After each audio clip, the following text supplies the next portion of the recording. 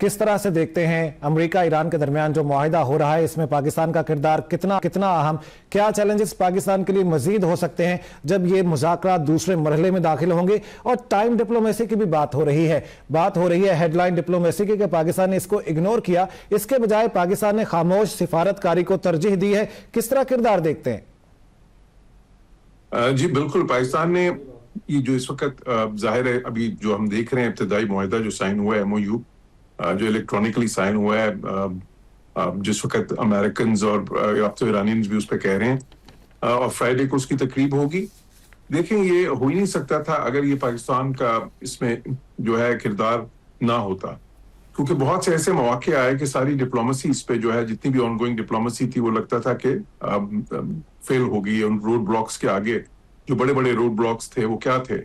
ایک تو ظاہر ہے کہ وہ جو اعتماد کا فقدان تھا بہت زیادہ، پھر دونوں سائڈز یہ سمجھ رہی تھیں کہ ان کی جیت ہو چکی ہے، یا پھر وہ یہ سمجھ رہی تھیں کہ وہ جنگ کے ذریعے اپنے جو ہے نا جو بھی ان کے آبجیکٹیوز ہیں وہ حاصل کر سکتے ہیں.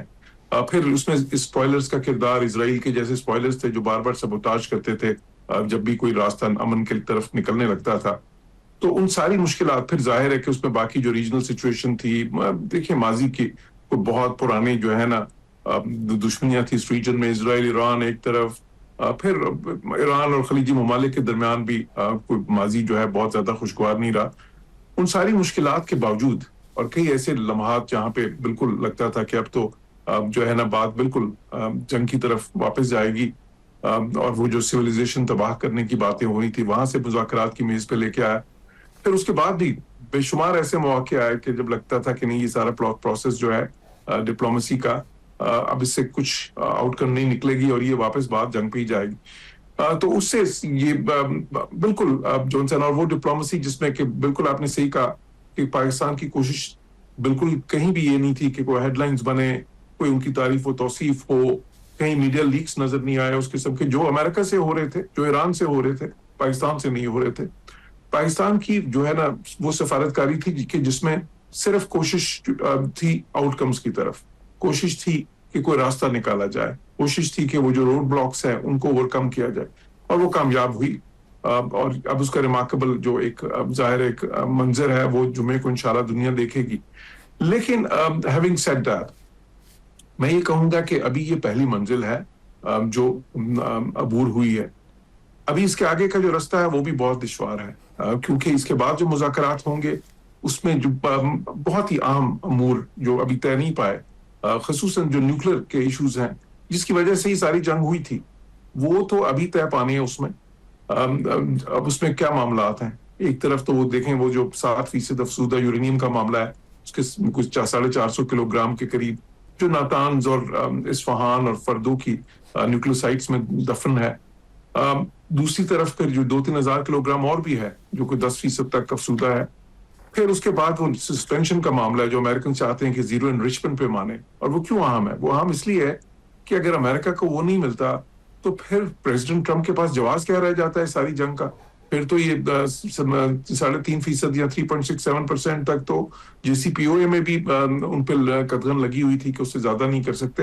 اور وہ تو آلریڈی جو ہے نا 2015 میں یہ معاہدہ ہو گیا تھا جسے وڈرا کیا تھا پریزیڈنٹ ٹرمپ نے.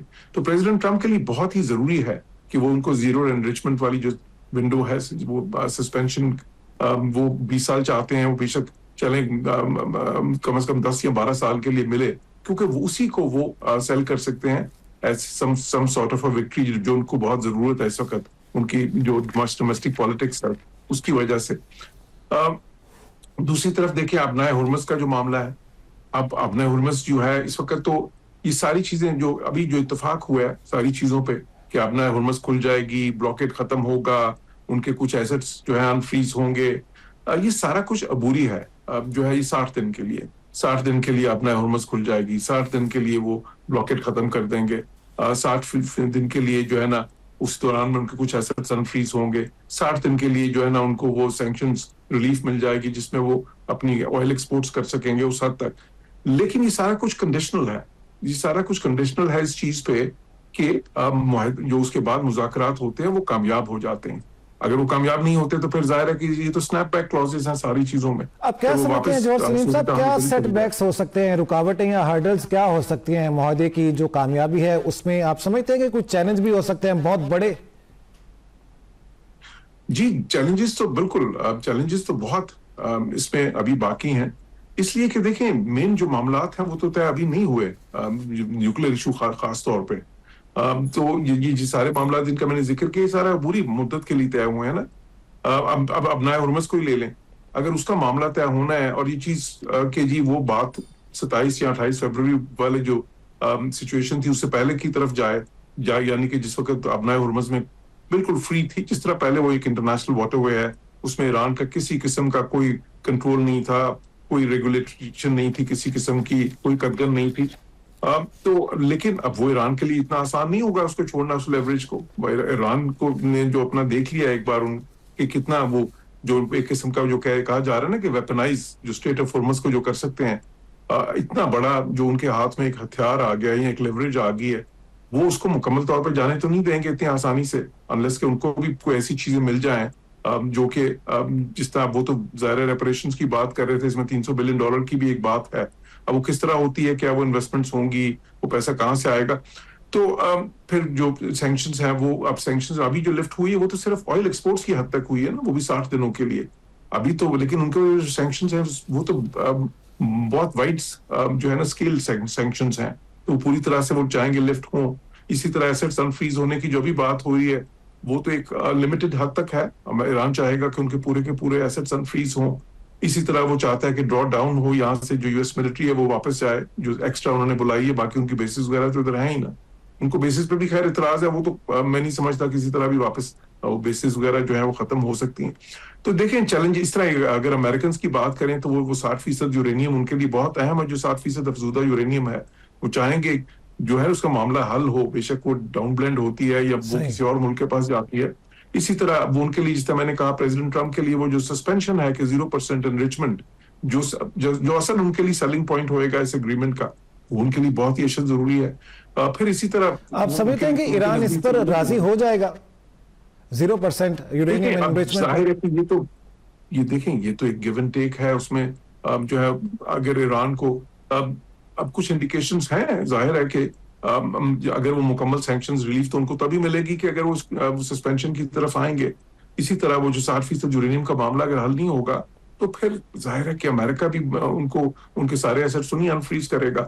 تو وہ دیکھیں وہ جو ڈالرز اینڈ ڈسٹ کی بات میں کرتا رہا ہوں اپنے کامنٹس میں, جو پریزیڈنٹ ٹرمپ کے ہی لفظ ہیں, وہ ابھی تک وہ جو ڈالرز اینڈ ڈسٹ کا معاملہ ہے وہ تو ابھی بھی ہے. تو اس لیے اب جو ہے نا آگے چیلنجز تو آئیں گے, اور اس میں سمجھتا ہوں اس میں پاکستان کا رول بھی اہم ہوگا. اس کو اگر ایک لحاظ سے آپ دیکھیں نا تو ہوا کیا ہے, امریکہ میں آپ کو پتا ہے یا ویسٹ میں ان جنرل جب آپ وہاں پہ گاڑی خریدتے ہیں یا کوئی پراپرٹی خریدتے ہیں تو وہاں پہ ہوتا ہی ہے, وہ کہتے ہیں جی بائی ناؤ پے لیٹر, ٹھیک ہے نا جی, کہ ابھی آپ کو یہ ہم دے دیتے ہیں پھر آپ اس کو بعد میں پے کریں قسطوں میں. تو ابھی جو ہوا ہے نا ان کو کچھ چیزیں ایران کو مل گئی ہیں جو کہ جن کے لیے ابھی ان کو پے کرنا ہے, یعنی کہ اس کے بدلے میں انہوں نے چیزیں ماننی ہیں, خصوصاً نیوکلیر ایشو کے اوپر. تو یہ اس قسم کا یہ MOU ہے. تو اس میں اس لیے وہ بہت ضروری ہوگا کہ ایران جو ہے اگر وہ کنسیشنز ان کو بعد میں امریکہ کو ان سے نہیں ملتی تو پھر میں سمجھتا ہوں کہ مشکل ہو جائے گی. اس لیے پاکستان کا رول اہم رہے گا اس میں آگے بھی, کیونکہ جو ہے نا یہ نیگوسیشنز بڑی ٹف نیگوسیشنز ہونی ہے, اور اس میں ان کو ضرورت پڑے گی بار بار, کیونکہ ان کے درمیان نہ اس طرح کا اعتماد ہے, نہ ہی جو ہے نا ان کے درمیان کوئی اس قسم کی جو ہے کمیونیکیشن آپس میں کبھی ماضی میں ہوئی ہے, نہ ابھی جو ہے آپس میں اس طرح کی ہوتی ہے. تو پاکستان کا کردار جو ہے وہ پہلے بھی اہم تھا, ابھی بھی اہم ہے اور آگے بھی اہم رہے گا, میں سمجھتا ہوں اس معاملے میں. صحیح. اور اسرائیل اور نیتن یاہو کو کنٹین کس طرح کیا جا سکتا ہے آپ سمجھتے ہیں؟ امریکی صدر ڈونلڈ ٹرمپ جنہوں نے آج بڑی سخت تنقید بھی کی ہے اور اس حوالے سے نشانہ بھی بنایا ہے نیتن یاہو کو, آپ سمجھتے ہیں وہ کنٹین کر سکتا ہے؟ دیکھیں بالکل میں اس پہ بارہا کہہ بھی چکا ہوں کہ اسرائیل جو ہے اس میں پارٹی تو ہے اس جنگ میں, بلکہ یہ جنگ شروع ہی انہوں نے کرائی ہے. وہ تو 30 سال سے کوشش تھی نیتن یاہو کی کہ یہ جنگ ہو, جو کہ پہلے امریکی سے دور نہیں مانتے تھے, صرف ٹرمپ نے ان کی بات مانی. لیکن اب وہ مذاکرات میں تو نہیں ہے, یہ شرطیں جو ان سی ہیں ساری انہوں نے تو نہیں مانی ابھی, وہ اگلے جو مذاکرات ہیں اس میں بھی شامل نہیں. تو آپ سمجھتے ہیں کہ وہ اس طرح باہر بیٹھ کے دیکھتا رہے گا, یہ سب کچھ ہوتا رہے گا؟ نہیں, ان کا بوجھ جو ہے وہ امریکہ کو اٹھانا ہے. تو وہ بوجھ کیسے امریکہ اٹھاتا ہے؟ وہ اس طرح کہ جب یہ چیزیں ہوتی ہیں تو اس لیے بار بار جب بھی کوئی چیز وہ مانتے ہیں یا جس پہ مذاکرات ہوتے ہیں تو اسرائیل کو آگاہ کرتے ہیں، اسرائیل کو ان کی کوشش ہوتی ہے ساتھ لے کے چلیں۔ اب دیکھیں اس وقت ان کے نقطۂ نظر میں بھی کچھ ایک پہلے تو بہت ہی زیادہ کلوز کوارڈینیشن تھی، ایک مثالی رپورٹ تھی پریزیڈنٹ ٹرمپ اور نیتن یاہو کے درمیان۔ اب جو ہے تھوڑی سی اس میں جو کم از کم میڈیا رپورٹس کی حد تک جو ہے اس میں تھوڑی سی کچھ دراڑیں ہیں اس وقت، وہ اس طرح کی انڈرسٹینڈنگ اب نہیں ہے ان کے درمیان جس طرح کی ہمیشہ تھی، تو وہ بھی ایک چیلنج کا باعث بنے گا۔ لیکن میں آپ کو یہ بتاؤں کہ دیکھیں امریکہ میں یہ کیپیسٹی تو ہے، اگر if they put their foot down تو پھر Israelis have to listen، ٹھیک ہے نا؟ لیکن وہ ایک ایسی لیوریج ہوتی ہے جو کہ آپ مطلب ہر روز استعمال نہیں کر سکتے، آپ کو سلیکٹیولی استعمال کرنی ہے وہ لیوریج امریکہ کو، تو پھر ان کو دیکھنا پڑتا ہے کہ کہاں پہ وہ لیوریج استعمال کرنی ہے، کہاں پہ نہیں کرنی۔